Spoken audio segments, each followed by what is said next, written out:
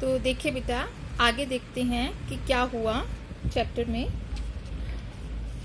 अब उसके पास होने के बाद जो किंग टट के, ये कहते हैं कि किंग टट के आफ्टर मार्च जो उनकी डेथ के इफेक्ट्स थे वो अभी भी स्पष्ट नहीं थे।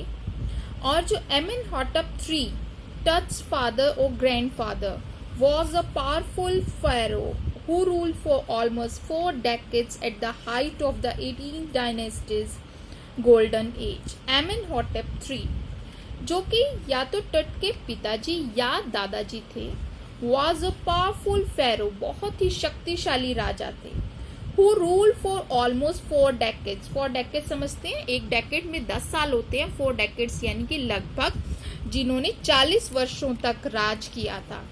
Eight the height of 18 dynasties golden age, 18वीं जो राजवंश था उनके गोल्डन यानी कि 18th सेंचुरी में और गोल्डन पीरियड में यानी सुनहरे समय में।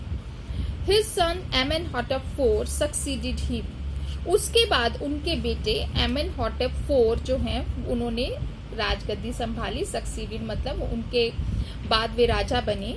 And initiated one of the strangest periods in the history, और उन्होंने इनिशिएटेड मतलब शुरू किया, स्ट्रेंजेस्ट पीरियड बहुत ही अजीब सा युग, बहुत ही अद्भुत सा युग, इन द हिस्ट्री यानी कि इतिहास में। किसके इतिहास में? In the history of ancient Egypt यानी कि पुराने मिस्र के इतिहास में एक नया युग शुरू किया। The new pharaoh promoted the worship of the Aten, the sun disk. अब ये जो नए राजा थे उन्होंने प्रमोट किया, बढ़ावा दिया वर्शिप यानी कि पूजा को। किसकी? एटेन। एटेन कौन थे? सन डिस्क यानी कि सूर्य देवता। उन्होंने कहा कि सूर्य देवता की सब पूजा करें। राजा थे, उन्होंने अपनी प्रजा से क्या कहा कि सूर्य देवता की आप सब पूजा करेंगे।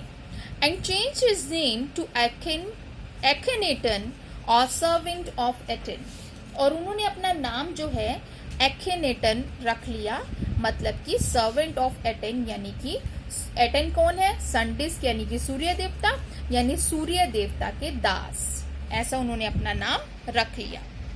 And moved the religious capital from the old city of Thebes to the new city of Akhenaten, known now as Amaran.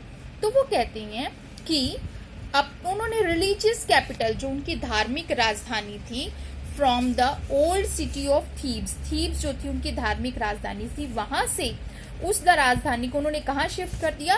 New city, नया शहर एखेनेटन, जिसको हम आजकल अमरन के नाम से जानते हैं, वो राजधानी उन्होंने उससे बना दिया। He further shocked the country by attacking Amun, a major god, smashing his images and closing his temples. He further shocked, अब उसके बाद उन्होंने अपने देश के लोगों को, shocked the country, देश के लोगों को और धक्का पहुंचाया और शॉक किया। कैसे? by attacking Amun. Amun जो थे उनके गॉड थे, मेजर गॉड उनके प्रमुख देवता थे, उनके ऊपर हमला करना शुरू किया। हमला कैसे किया उन्होंने?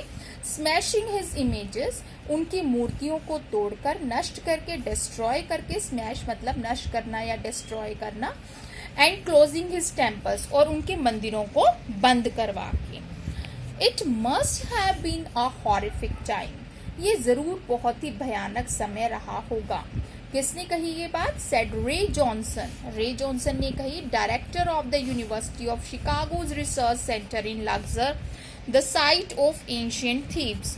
उन्होंने कहा कि जो एंशिएंट थीब्स की साइट पे लग्जर में शिकागो यूनिवर्सिटी के जो डायरेक्टर है रे जॉनसन, उन्होंने कहा है कि ये बहुत ही भयानक समय रहा होगा। The family that had ruled for centuries was coming to an end, and then Akhenaten went a little wacky.